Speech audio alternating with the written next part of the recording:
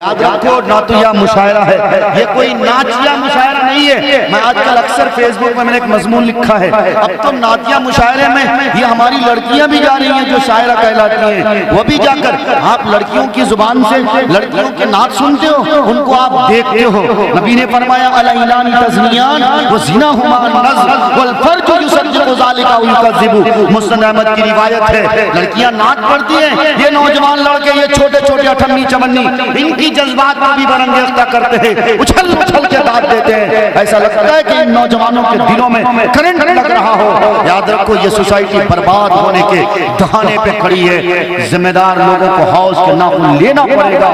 اگر اس طرح کے کوئی مشاعرے ہو، بائیکاٹ کرو ایسے مشاعروں کا جس میں تمہارے یہاں لڑکیاں آتی ہوں، لڑکیاں نعت پڑھتی ہوں، وہ سنی کم جائیں گی، دیکھی زیادہ جائیں گی، نوجوانوں کی آنکھوں کی عشرت بنی جائیں گی، ان کی آنکھوں کی سکائی ہونے لگے گی۔ کھانے کے انداز میں جو شاعر پڑھے ان کو بلاؤ، تھوڑا اپڈیٹ لینے والے شعراء کو بلاؤ۔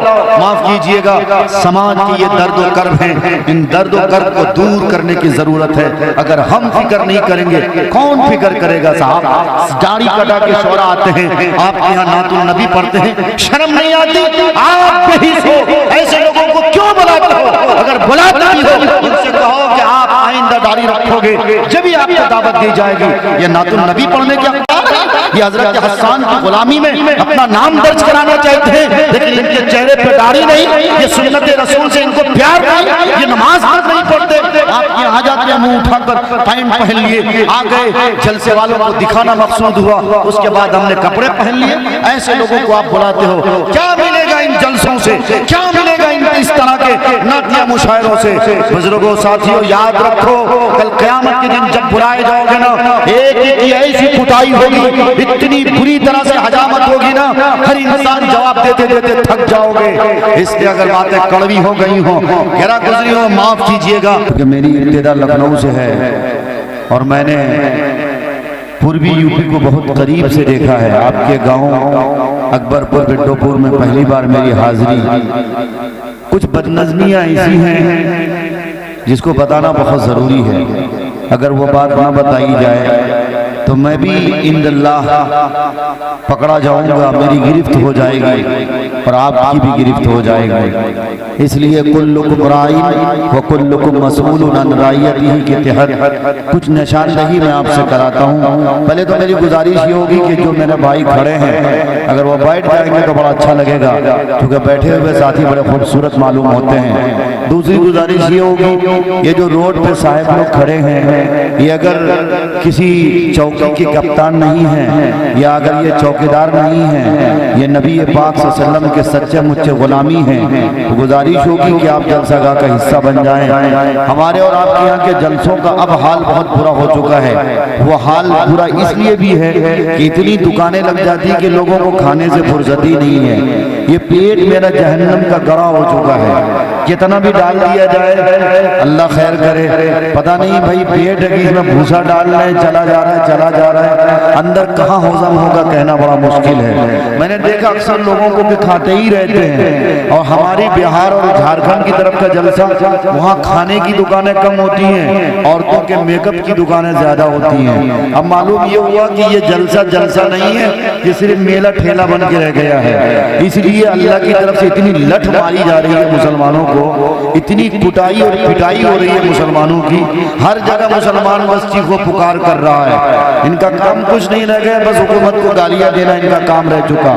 میں آپ کو ایک بات بتاتا چلوں کہ آج ہمارے پریشانی کی جو سب سے بڑی وجہ ہے اور اس کے ذمہ دار اگر کوئی ہے تو خود ہم ہیں۔ ہمارے کارنامے اتنے گندے ہو چکے، ہم اتنے نکمے ہو چکے، اتنے گری ہوئی میری حرکت ہو چکی ہے، جس کی وجہ سے میرے نبی نے کبھی فرمایا تھا یاد رکھو جب تمہارا رشتہ دین سے جڑا ہوگا، جب تمہارے ساتھ دین کی کنیکٹیویٹی ہوگی تو یاد رکھو تم تھوڑے لوگ رہو گے، تمہاری تعداد مختصر ہوگی، لیکن تم جہاں جاؤ گے وہی فتح و نصرت کی تاریخ رقم کرتے چلے جاؤ گے۔ لیکن آج ہندوستان نہیں بلکہ پوری دنیا میں مسلمانوں کی شبیہ خراب ہے، مسلمانوں کو درد و کرب سے گزرنا پڑ رہا، لیکن مسلمان ہیں کہ خواب خرگوش سے نکلنے کا نام نہیں لیتے۔ آپ جلسے میں آتے ہو، نعتیہ مشاعرے میں آتے ہو، کسی کو یہ توفیق نہیں ہوتی کہ گھر سے ٹوپی لے کے نکل جاتے، بھائی نعت النبی سننے آ رہے ہیں, شیطان سے اپنے آپ کو پناہ لے لیتے. لیکن نہیں صاحب, جس حالت میں آئے, نمازیں پڑھی کہ نہیں پڑھی اس سے کسی کو کوئی مطلب نہیں, بس نعت النبی سنیں گے کان کی لذت کی خاطر. یاد رکھو اگر دین کی بات صرف لذت کی خاطر سنی جائے گی تو ہمارے کان میں اللہ تبارک و تعالیٰ کل قیامت کے دن شیشے کو پگھلا کر ڈالے گا. اس لیے میں آپ سے گزارش کرتا ہوں, باتیں کچھ کڑوی ہو گئی ہوں تو معاف کیجئے گا. میں نے رسول احمد بھائی جو ہمارے بھائی ہیں ان کے یہاں کل کا پروگرام تھا, نور کا تڑوا کا پروگرام, وہاں بھی میں نے یہ بات کہی ہے. یہ ہمارے ماشاءاللہ دل کی آواز مشاعرہ میڈیا کے نام سے کور کر رہے ہیں, آپ کی ہر نقل و حرکت قید ہو رہی ہے. لیکن نہیں صاحب, ہماری حالت اتنی بری ہو چکی ہے, یہ جتنے نوجوان دکھ رہے ہیں میرے بیٹو آپ بھی برا مت ماننا, آپ کے سر پہ ٹوپی نہیں, آپ کیا سمجھتے ہو یہ بڑا سا موبائل نے آپ کو بندر بنا دیا ہے, بالکل بندر بنا دیا ہے. آپ اس کو کیا سمجھتے ہو یہ سیل فون ہے؟ یہ سیل فون نہیں ہے, یہ ہیل فون ہے. یہی فون ہے جو جہنم میں پہنچا رہا ہے. اس فون کے مس یوز سے, اس فون کے غلط استعمال کی وجہ سے آج مسلمانوں کی بچیاں تباہ ہو رہی ہیں, ارتداد کے عادی کے شکار ہو رہی ہیں. شاید آپ کو معلوم نہ ہو اس ہندوستان کا رزلٹ صرف 1 سال کی مدت میں 8 لاکھ ہماری بہن بیٹیوں نے غیروں کے دھرم کو اپنایا. 8 لاکھ مسلم لڑکیوں نے ہندو دھرم کو اپنایا ہے. کہاں جا رہے ہیں ہم؟ گاؤں دیہات کے لوگوں کی بھی حالت اب بہت بری ہو گئی ہے, کھلے میں پیخانہ جاتے ہیں, کھلے میں گندگی کرتے ہیں. بزرگوں ساتھیوں, ہماری سوسائٹی اتنی خراب ہو گئی ہے کہ کہاں کہاں رونا روئیں, کس کس مرحلے کے رونے روئیں. بہت شرم آتی ہے. اللہ خیر کرے, اللہ ہم سب کو سمجھ کی توفیق عطا کرے. جگہ خالی ہیں بھائیو, آپ سے بھی گزارش ہے پنڈال میں آ جاؤ. ایک مسئلہ میں آپ کو بتا رہا ہوں, اگر مسجد کی جگہ خالی ہو, یہ علماء طبقہ تشریف رکھتے ہیں, یہ ہمارے سر کے تاج ہیں, یہ بہت اچھی طرح آپ کو یہ بات بتائیں گے. اگر مسجد کی جگہ خالی ہو, مسجد کی جگہ خالی رہتے ہوئے کوئی باہر نماز ادا کرے کسی کے گھر میں یا کوئی صحن میں, بتاؤ اس کی نماز قبول ہوگی؟ اس کی نماز قبول نہیں ہوگی. یہ مسئلہ ہے. اسی طرح سے اراکین کمیٹی نے یہ جو پنڈال سجایا ہے, اس پنڈال کے نیچے آ کر سننے کا جو ثواب ہے وہ باہر آ کر سننے کا ثواب نہیں مل سکتا, چونکہ صرف سننا مقصود نہیں ہے, قرآن کو چھونا بھی ثواب ہے, قرآن کا پڑھنا بھی ثواب ہے, قرآن کا سننا بھی ثواب ہے. اس لیے میں آپ سے گزارش کرتا ہوں, علماء کرام تشریف لائے ہیں, شورا اسلام تشریف لائے ہیں. جائے کہ آج ہمارے شورا کی حالت بھی بہت خراب ہو چکی ہے. اس لیے تو میں کہتا ہوں نا, جیسی روح ویسا فرشتہ. آپ بھی بگڑ چکے, اس لیے آپ کے شورا بھی بگڑ گئے. کبھی آپ نے اپنے شورا سے کہا کہ آپ گانے کے انداز میں کیوں کلام پڑھتے ہیں؟ لیکن نہیں صاحب, آپ کو ایسے ہی شاعروں کو پسند کرتے ہیں جو دنیا والا کام کرتے ہیں, جو گانے کے انداز میں ترنم پیش کرتے ہیں. لیکن یہ نوجوان نسل اللہ خیر کرے, یہ رومال لے کے اچھلتے ہیں, ایسا لگتا ہے کہ یہ باپ کی بارات میں آئے ہوں. شرم نہیں آتی ہے نوجوانوں کو. خدارہ باتیں کڑوی ہو گئی ہوں, لیکن سدھارو اپنے آپ کو. کب تک یہ ہماری بگڑی سوسائٹی کہاں جا رہی ہے, کہاں جا رہی ہے ہماری سوسائٹی؟ کسی کو فکر نہیں ہے. میرے نبی نے فرمایا تھا, کلکم راعی وکلکم مسئول عن رعیتہ. ہر ویکتی ذمہ دار ہے, ہر شخص ذمہ دار ہے. باپ ہو, آپ کی ذمہ داری ہے, آپ کے گھر کی بچیاں کہاں جا رہی ہیں, آپ کے بہو بیٹی کی عزت محفوظ ہے, ان کے سر پہ دوپٹہ ہے, ان کے چہرے پہ چادر حیا, چادر فاطمہ ہے.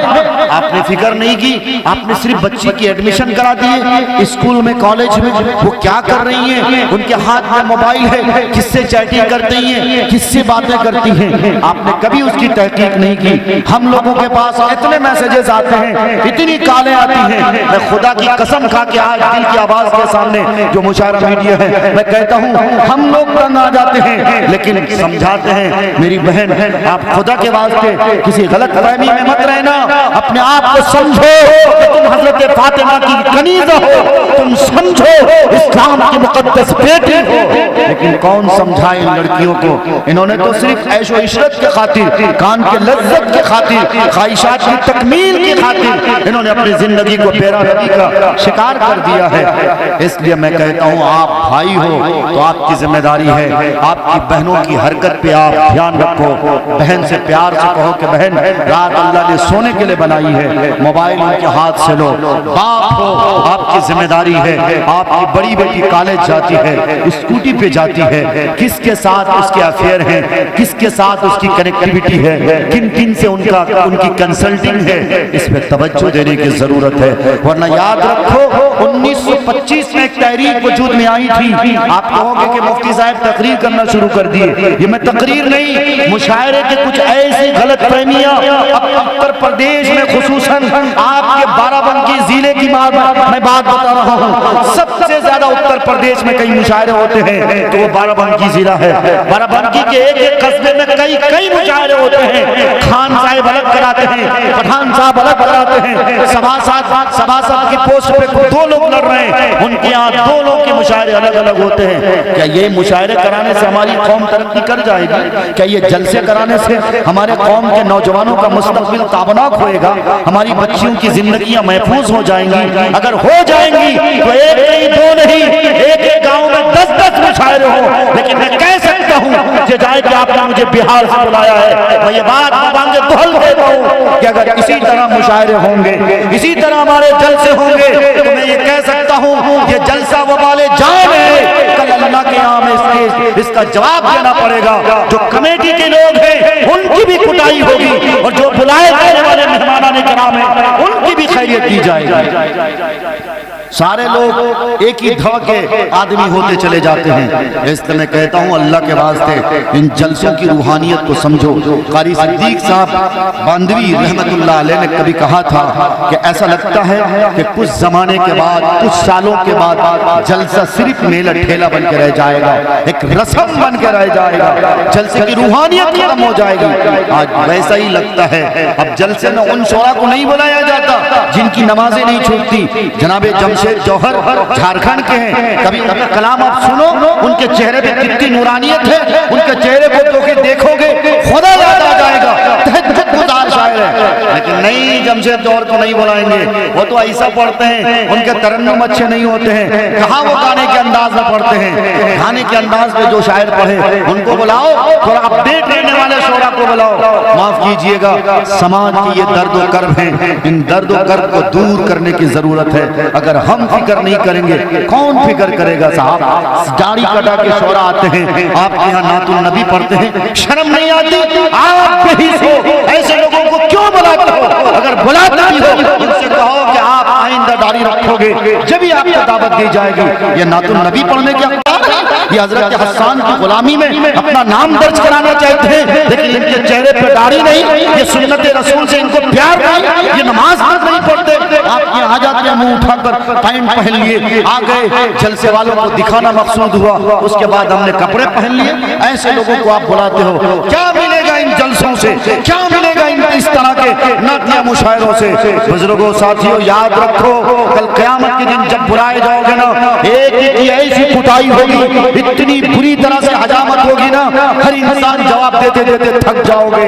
اس لیے اگر باتیں کڑوی ہو گئی ہوں، گرا گزری ہو، معاف کیجئے گا، لیکن مجھے یہ بات کہنا تھا، اعمالکم اموالکم، میرے نبی کا یہ فرمان ہے، جیسے تمہارے اعمال ہوں گے ویسے ہی تمہارے سروں پہ ظالم بادشاہوں کو مسلط کیا جائے گا۔ آج آپ یوگی آدتیہ ناتھ اور مودی کو برا بلا کہتے ہو، شعراء کہتے ہیں ان کا ٹانگ توڑ دیا جائے، ان کا ہاتھ توڑ دیا جائے۔ معاف کیجئے گا، اگر کوئی شاعر ایسی شاعری کرتا ہے، مولانا متین اللہ قسامہ قاسمی نور اللہ مرقدہ نے کہا تھا، ایسے شاعروں کا ہاتھ پکڑو اور کہو کیوں قوم کے جذبات کو برانگیز نہ کرتے ہو، کیوں قوم کے نوجوانوں کو آپ بگاڑ رہے ہو؟ آپ آوڑو، آپ ان کی آنکھیں پھوڑو۔ یاد رکھو ہم کسی کو گالی نہیں دے سکتے، میرا اسلام مجھے نہیں سکھاتا، اسلام کی تعلیمات اس بات کی اجازت نہیں دیتی۔ میرے اعمال کے نتائج ہیں جو ہمیں حکومت کی شکل میں، حکمرانوں کی شکل میں ملے ہیں، ہمیں تسلیم کرنا پڑے گا۔ قرآن نے کہا کم من فئۃ قلیلۃ غلبت فئۃ کثیرۃ باذن اللہ، جس دن ہم لوگ چٹان کی طرح ہو گئے، اللہ کی رسی کو مضبوطی سے تھامنے والے ہو گئے، نبی کی سنتوں کو دانتوں تلے چبانے والے ہو گئے، اس دن انشاءاللہ ہماری تعداد کم ہوگی، لیکن ہم جہاں جائیں گے تاریخ ہماری ہوگی، میدان ہمارا ہوگا، لشکر ہمارا ہوگا۔ بزرگوں ساتھیوں آؤ صحابہ کی تاریخ کی طرف، لوٹ آؤ بلال حبشی کی تاریخ کی طرف، لوٹ آؤ حضرت یاسر اور عمار اور حضرت خباب کی تاریخ کی طرف آپ کو صحابہ کی تاریخ آواز دیتی ہے۔ بزرگوں ساتھیوں، یہ ہمارے کچھ تمہیدات تھے، کچھ کڑوا سچ تھے جس کو آپ نے نگل لیا۔ الحمدللہ میں اللہ سے دعا کرتا ہوں اللہ آپ سب کو اور مجھے بھی اس پہ عمل کرنے کی توفیق عطا کرے۔ میرے گزارش ایک بار پھر میں مارکیٹ میں جو بھائی ہیں یا میرے بھائی جو کھڑے ہیں، آپ کو یار کے ایکسٹرا کے ڈانس میں نہیں آئے ہو، آپ نعت النبی کی مجلس میں آئے ہو۔ یاد رکھو نعت یا مشاعرہ ہے، یہ کوئی ناچ یا مشاعرہ نہیں ہے۔ میں آج کل اکثر فیس بک میں نے ایک مضمون لکھا ہے، اب تو نعت یا مشاعرے میں یہ ہماری لڑکیاں بھی جا رہی ہیں جو شاعرہ کہلاتی ہیں، وہ بھی جا کر آپ لڑکیوں کی زبان سے لڑکیوں کے نعت سنتے ہو، ان کو آپ دیکھتے ہو۔ نبی نے فرمایا الاعلان تزنیان وزناہما النظر والفرج یصدق ذلك او یکذب۔ مسند احمد کی روایت ہے، لڑکیاں نعت پڑھتی ہیں، یہ نوجوان لڑکے یہ چھوٹے چھوٹے اٹھنی چمنی ان کی جذبات کو بھی برانگیختہ کرتے ہیں، اچھل اچھل کے داد دیتے ہیں، ایسا لگتا ہے کہ ان نوجوانوں کے دلوں میں کرنٹ لگ رہا ہو۔ یاد رکھو یہ سوسائٹی برباد ہونے کے دہانے پہ کھڑی ہے، ذمہ دار لوگوں کو حوض کے ناخن لینا پڑے گا۔